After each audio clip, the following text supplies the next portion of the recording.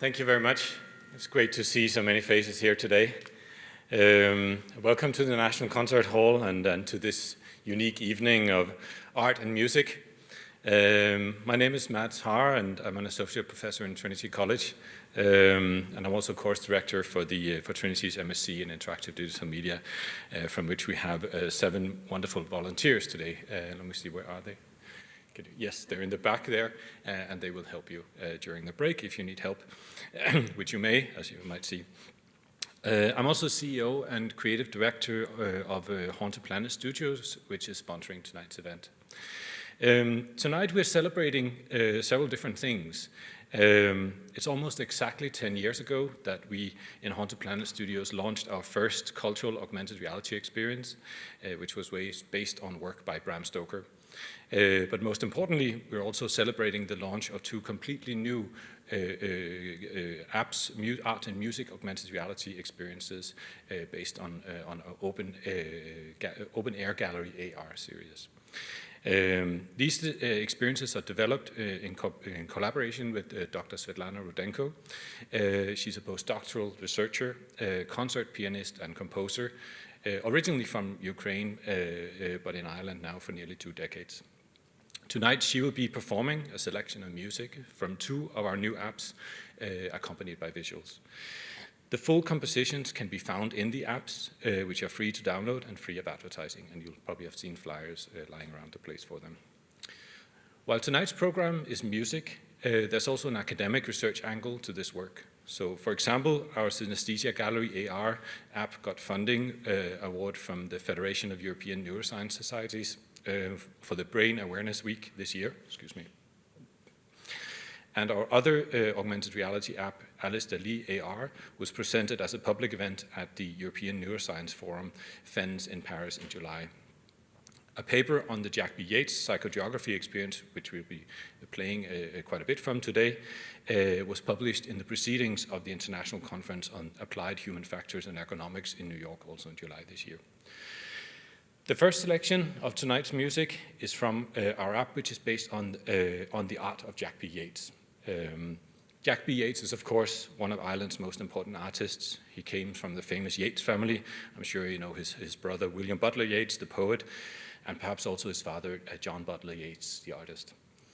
Jack began his artistic career in the 1890s as a black and white journalistic illustrator for various publications, alongside carrying out design work for Allen & Sons in Manchester. Following his move to Devon with his wife Cotty in 1897, Jack decided to focus on working in watercolor, holding his first exhibition of watercolors of Devon life at the Clifford Gallery in London in 1897. Jack and Cotty then moved to Ireland in 1910, settling initially in Greystones until 1917, and then followed by Marlborough Road in Donnybrook in Dublin, and then finally in 1929 to Fitzwilliam Square, where they remained the rest of their lives. Dublin and Dublin life inspired Jack B. Yeats and became his subjects for many of his paintings. You'll see some of these tonight and also in our app. The app is based on the idea of psychogeography, which is a term used to describe how different places make us feel. Jack B. Yeats' paintings also engage with the emotional experience, often connected with universal themes, also some of which we'll see in here today. So without further ado, here come the first 4 pieces from Jack B. Yeats.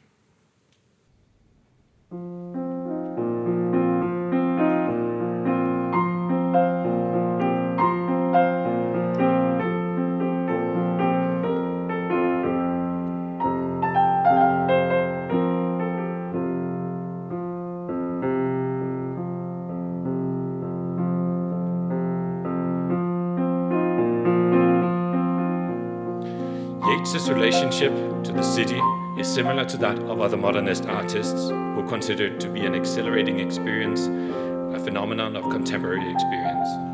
With its diverse social structure, it was also an important site in which to observe the interaction of the new social classes. At the same time, the city is represented as daunting and disorientating experience of modernity. Unlike expressionist painters, with whose style Yeats's mature work is sometimes compared, the Irish artist always grounded his depictions of urban existence within a broader and more utopian attitude to life. His work is more akin to the initial excitement generated by the subject in Impressionist and Post-Impressionist art. Flower Girl from 1926 is full of contrasts of characters and emotions. Jack B. Yeats reflected on the differences of social status of Dubliners. The woman, dressed in a red cloche hat and smart evening coat, is obviously of a different social class. Both women are of the same height, and they look directly at each other, but the tilt of the woman's head and her rigid expression make clear that she regards the flower girl as her inferior. There are many tragic stories of girls who are selling products of poor families' small businesses, such as the famous song, Maura McDonnell.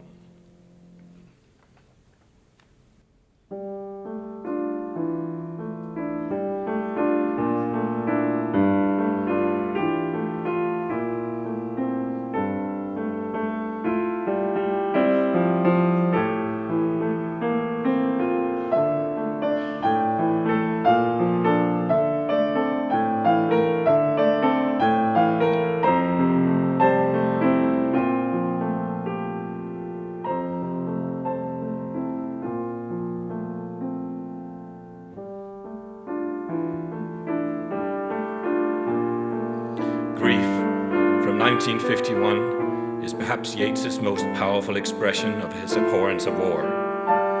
It appears to originate from a sketch entitled "Let There Be No More War," which the artist made in his last workbook. At the center of the painting, an apocalyptic figure, on horseback, amidst an angry mob, gestures aggressively.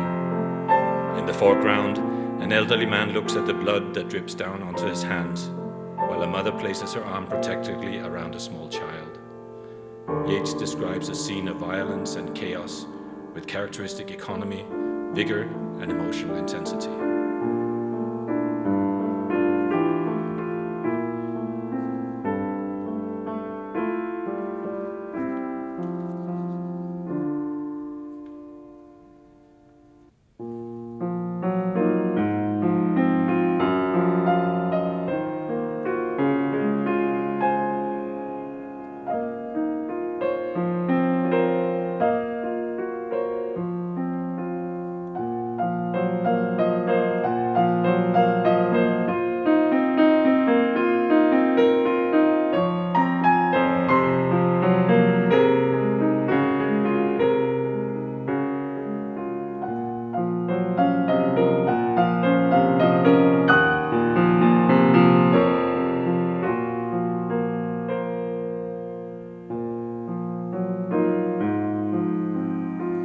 Music and horses are a common subject of Jack B. Yeats's paintings.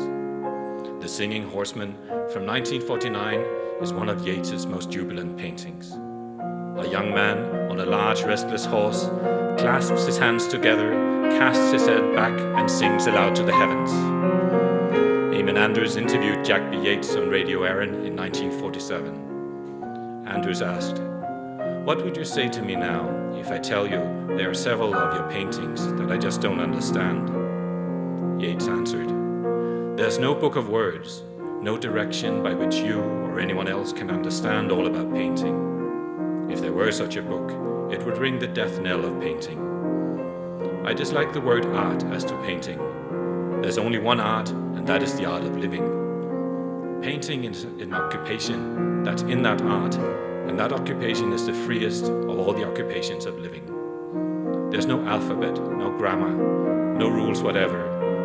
Many hopeful sportsmen have tried to invent rules and have always failed. Any person or group of persons who try to live life with rules do a disservice to this occupation of living. They forget that painting is tactics and not strategy. It is carried out in the face of the enemy."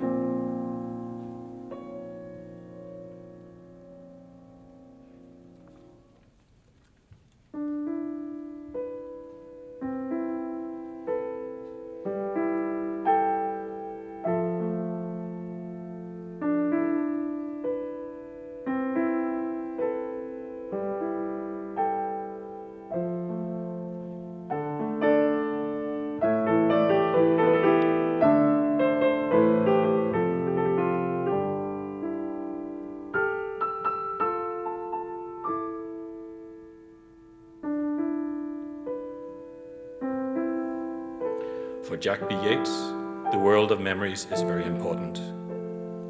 Yeats painted several works of this kind, in which a solitary, elderly figure appears to wander in familiar territory. It seems reasonable to imagine that such figures, aged and reflective, represent the artist himself, revisiting places or past experiences and pondering his current circumstances. In Old Walls from 1945, both the title and image might be taken as metaphors for an individual's confrontation with the inevitable advance of time. Yeats had many years enjoyed exploring the world of memory for its emotional and material content. Sligo was a bond for all of the ages. It provided the lore and landscape for William Butler Yeats's earliest work, and for the Man and Echo and the Black Tower and the valedictory under Ben Bulben when he returned to Sligo after a 15-year break for the cool Ballade volumes. For Jack, too, the subjects to which he returned throughout his life in his writing and his paintings were the landscape and human cavalcade of those he met in his boyhood. Sailors, ballad singers, circus performers, jockeys, and always horses. His painting often looked at the landscape from between a horse's ears. For all of the Yeats siblings, but especially for Lily and Jack, Sligo was home.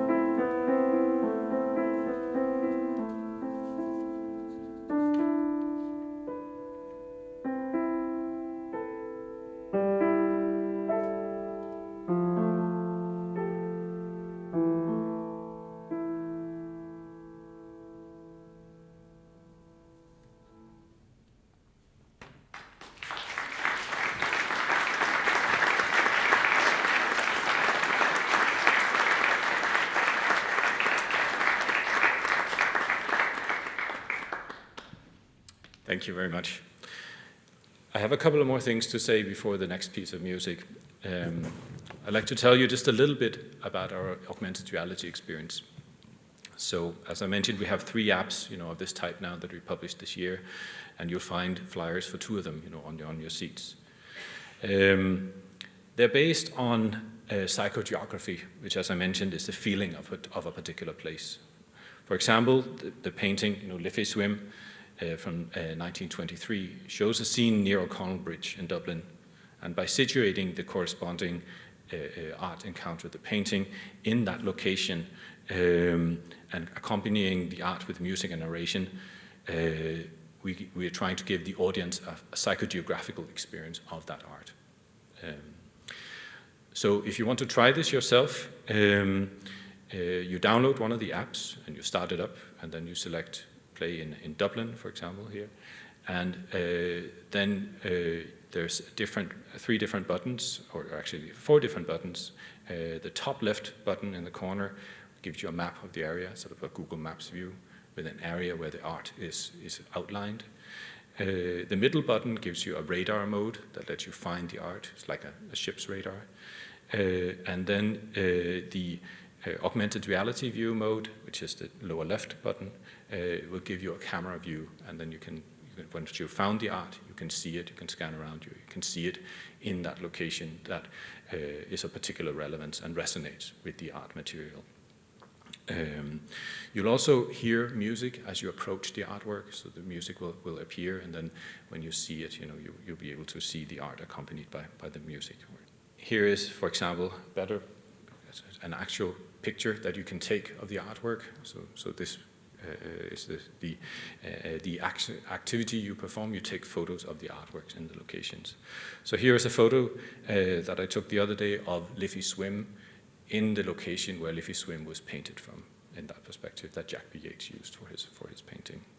And you can see the overlay. We can see the old Dublin overlaid on top of the new Dublin today. Today we're presenting a shorter version. So the performances that you heard just now has piano and voice, but in the app and the augmented reality experience, you'll hear an extended version with violin. Kenneth Rice did an arrangement of Irish songs to include into the soundscapes. At the moment in the app, there's 6 soundscapes, and you heard 4 today, and we're working on more episodes. I'm just going to play you a short excerpt of the music on Liffey Swim.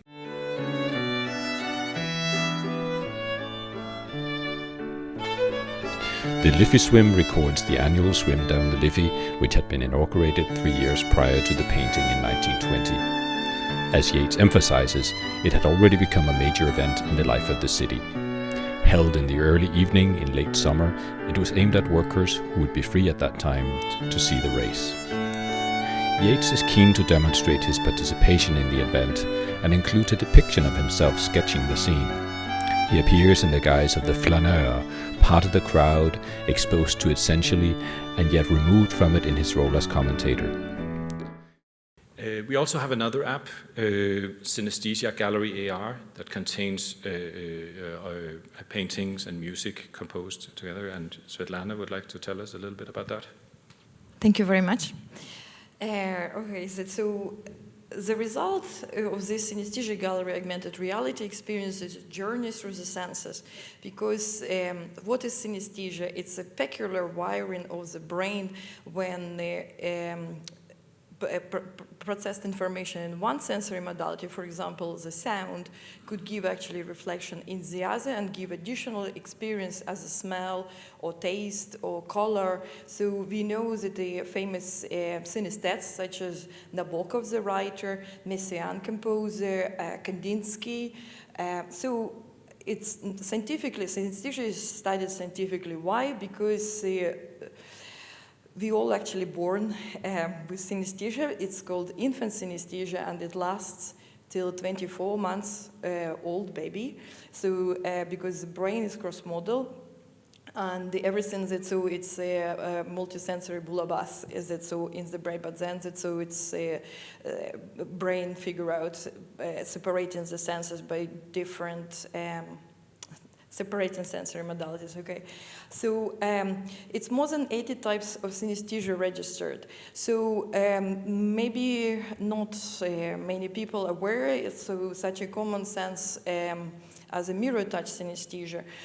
People particularly sensitive to experience visual experience on their skin, those people more empathic actually. So more than 80 types registered. So here we're presenting the 15 episodes, and they are synesthetes talking themselves. So they paint in music, and the scientific talk by Jamie Ward from Sussex University. So I'm going to play now Ballade Chopin number 1, G minor, and the synesthete artist Ninghui Xiong painted.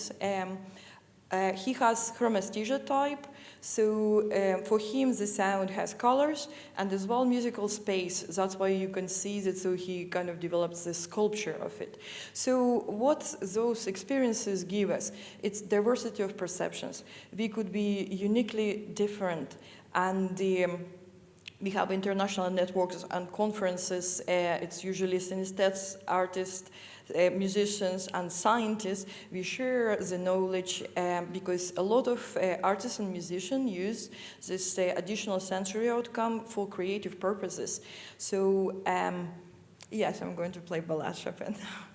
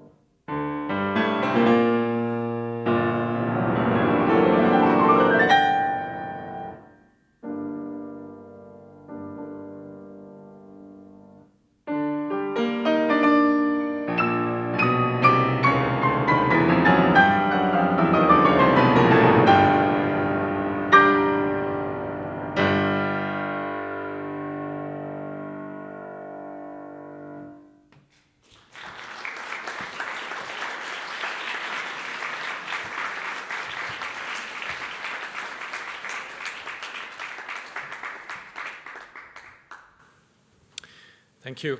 We now have a short intermission, 10 minutes, and then we have the rest of the program, which will include Scriabin and Rachmaninov.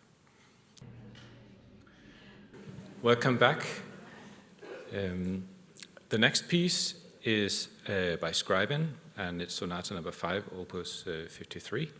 The synesthesia art here, which Svetlana is going to tell us a little bit about. And while she's doing that, we're going to switch over because we're going to have a live visuals performed by Maura McDonnell, here also from Trinity College Dublin. So Svetlana will tell a bit while we're doing the rejigging of the visual setup here. I just think some words about the concept, how visuals is nearly necessary for contemporary or abstract music, because for such a complex compositions as, for example, Scriabin's particularly late, his compositions, so there's not only music such as we experience joy or sadness, there's philosophical categories and his beliefs, and he studied psychology, philosophy, theosophy, so he was synesthete himself, and he, maybe you know, composed the symphonic poem Prometheus. It's where he actually inserted the line for lights following the sound. And he as well that's associated as a synesthete with the sound and particularly key certain emotional states as well. So how visuals were produced. So first of all, it started in 2019 when Timothy Leyden, UK artist synesthete, he came to Dublin to paint live during the concert at Trinity College Dublin. And then based on music analysis, on archetypes of musical texture, so where I mapped categories, Scriabin's categories like the chord of mystic unity, then eternal feminine, vertiginous dances, motif of light. So you understand this concept because Scriabin believed that so we can transform consciousness through vibrations, higher vibrations of music and art. That was his philosophy.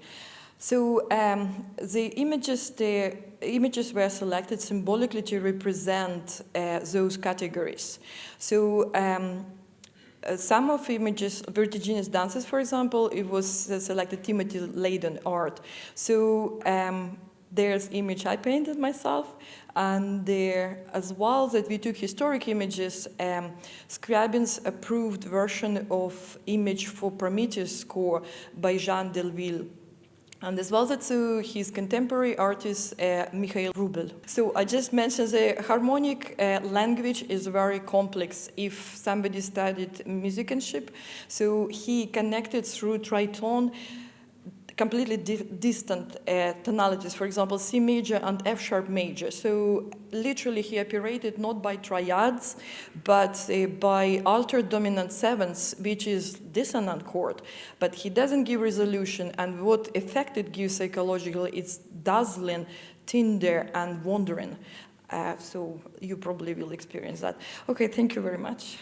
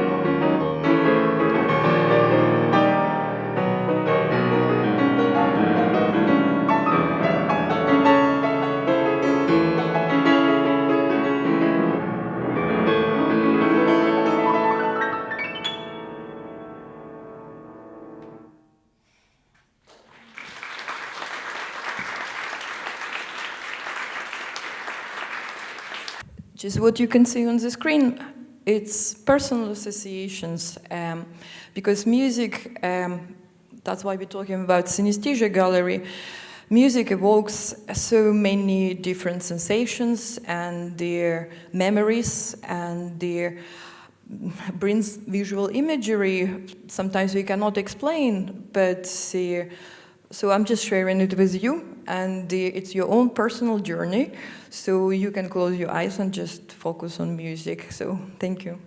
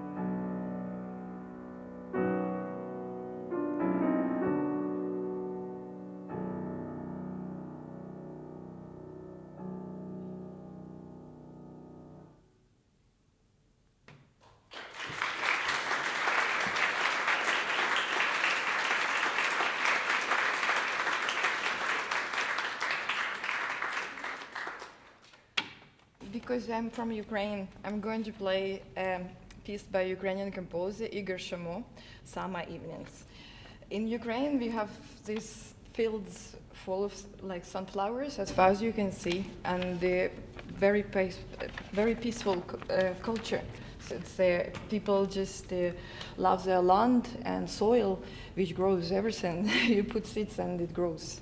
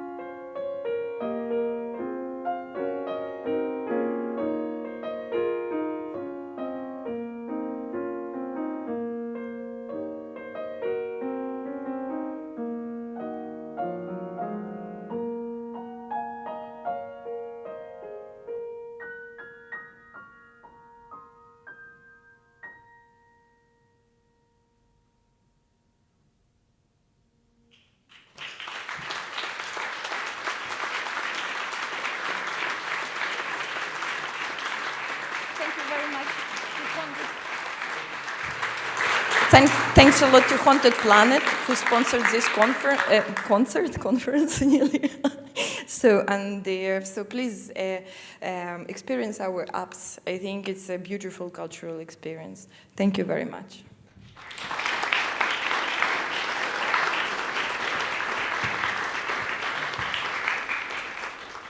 Thank you very much, Svetlana, for sharing your gifts. Thank you so much to everyone for coming. This is the end of our program. I just want to thank a few people, my team in Haunted Planet, Roshin and Neil, who are amazing. And we'd like to thank the Jack B. Yeats Estate also for the permission to use the paintings. And also text credits, as you can see there, go to the National Gallery. And thanks to the master students from Interactive Digital Media for helping out. I hope some of you got the app installed. And most of all, thank you to all of you for coming and helping us celebrate art and music tonight. Thank you.